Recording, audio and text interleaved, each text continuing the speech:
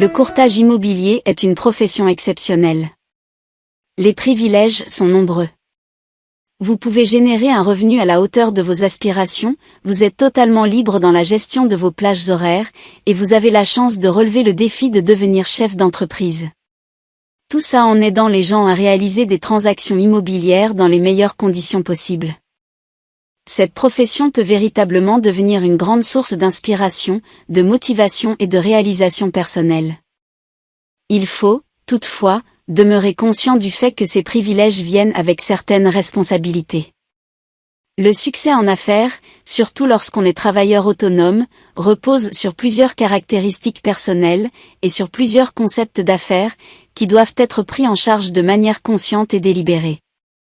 Dans cette première partie du programme via Coach 2.0, nous allons passer en revue les avantages que procure cette profession, mais aussi les particularités qui viennent avec le fait d'être travailleur autonome. Une des particularités du courtage immobilier est votre double fonction. D'une part, vous devez assumer un rôle très important, qui consiste à agir comme conseiller expert, auprès de gens qui veulent réaliser une transaction immobilière.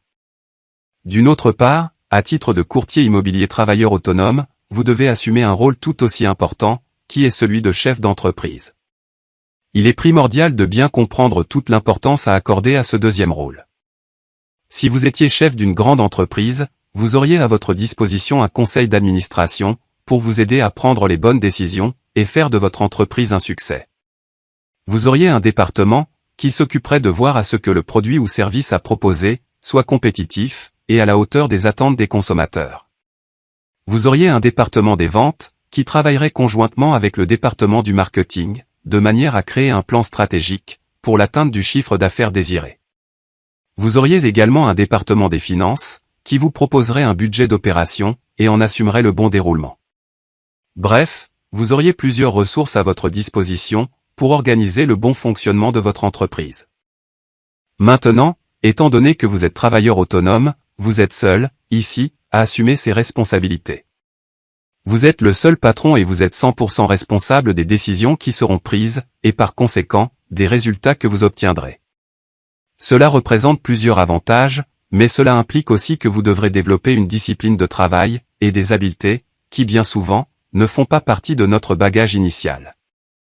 Les caractéristiques, que l'on retrouve le plus souvent, chez les courtiers immobiliers qui ont du succès, sont le positivisme, la détermination, la discipline, le focus, l'automotivation, la responsabilisation et l'engagement.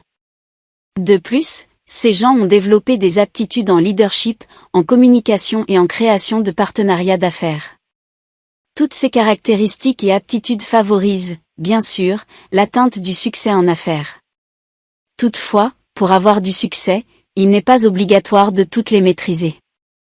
Nous possédons tous certaines de ces caractéristiques et aptitudes alors que d'autres seront à améliorer ou à développer.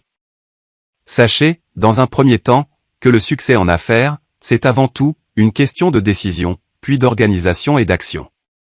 Le succès en affaires, n'est pas le fruit du hasard, ni le résultat de quelques stratégies improvisées en cours de route.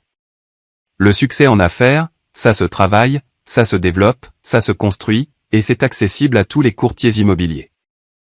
La deuxième partie de cet atelier mettra en perspective les champs d'expertise que vous devrez développer pour atteindre le niveau de succès désiré.